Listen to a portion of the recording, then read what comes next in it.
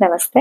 ಇವತ್ ನಾವು ಕಾಕಚಂದ್ರ ಮುದ್ರಾ ಬಗ್ಗೆ ಕಲಿಯೋಣ. ಅದರಲ್ಲೂ ಎಸ್ಪೆಷಲಿ ಯಾರಲ್ಲಿ ಸ್ವಲ್ಪ ಸ್ಪೀಚ್ ಡಿಲೇ ಇದೆ ಅಥವಾ ಸರಿಯಾಗಿ ಉಚ್ಚಾರ ಮಾಡೋಕ್ ಆಗ್ತಾ ಇಲ್ಲ ಅಥವಾ ಮಾತಿನ ಒಂದು ಎಕ್ಸ್ಪ್ರೆಷನ್ ಅಲ್ಲಿ ಸ್ವಲ್ಪ ಸಮಸ್ಯೆ ಇದೆ, ಅಲರ್ಜಿ ಆಗ್ತಾ ಇದೆ, ಪದೇ ಪದೇ ಬೇರೆ ಬೇರೆ ರೀತಿಯಾದಂತಹ ಅಲರ್ಜಿಯಿಂದ ನೀವು ಸಫರ್ ಆಗ್ತಿದ್ದೀರಾ ಅಂತಂದ್ರೆ ಈ ಕಾಕಚಂದ್ರ ಮುದ್ರೆ ನಿಮ್ಗೆ ತುಂಬಾ ಸಹಕಾರಿಯಾಗಿದೆ.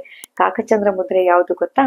ಶೀತಲಿ ಪ್ರಾಣಾಯಾಮವನ್ನ ಮಾಡುವಾಗಲೂ ಸಹ ಈ ಮುದ್ರೆಯನ್ನ ನೀವೆಲ್ಲರೂ ಉಪಯೋಗಿಸಿರ್ತೀರ. ನಾಲಿಗೆಯನ್ನು ಹೊರಹಾಕಿ ಪೈಪ್ ನ ರೀತಿಯಲ್ಲಿ ಕೊಳವೆ ಆಕಾರದಲ್ಲಿ ಅದನ್ನ ಮಡಸಿ ಆ ಬಾಯಿಯಿಂದ ಉಸಿರನ್ನ ತೆಗೆದುಕೊಂಡು ನಂತರ ಮೂಗಿನಿಂದ ಉಸಿರನ್ನ ಹೊರ ಹಾಕೋದು. ಈ ರೀತಿಯಾಗಿ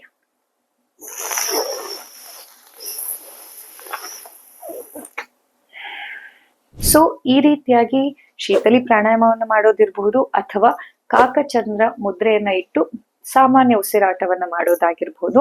ಎಕ್ಸೆಸಿವ್ ಹೀಟ್ ಅನ್ನ ರೆಗ್ಯುಲೇಟ್ ಮಾಡುತ್ತೆ.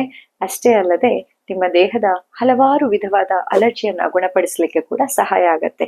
ಆದ್ರೆ ಹೇಗೆ ಮಾಡ್ಬೇಕು, ಯಾವಾಗ ಮಾಡ್ಬೇಕು, ಎಷ್ಟು ಸಮಯದಲ್ಲಿ ಮಾಡ್ಬೇಕು ಅನ್ನುವಂಥದ್ದು ನಿಮ್ಮ ದೇಹದ ಪ್ರಕೃತಿಯ ಮೇಲೆ ನಿರ್ಧಾರ ಆಗತ್ತೆ. ಸೊ ನಿಮಗೇನಾದ್ರೂ ನಿಮ್ಮ ಆರೋಗ್ಯಕ್ಕೆ ಇದರ ಬಳಕೆ ಹೇಗೆ ಅಂತ ಡೌಟ್ ಇದ್ದಲ್ಲಿ ನೀವು ನನ್ನನ್ನ ಆನ್ಲೈನ್ ಅಲ್ಲಿ ಕೂಡ ಕನ್ಸಲ್ಟ್ ಮಾಡಬಹುದು.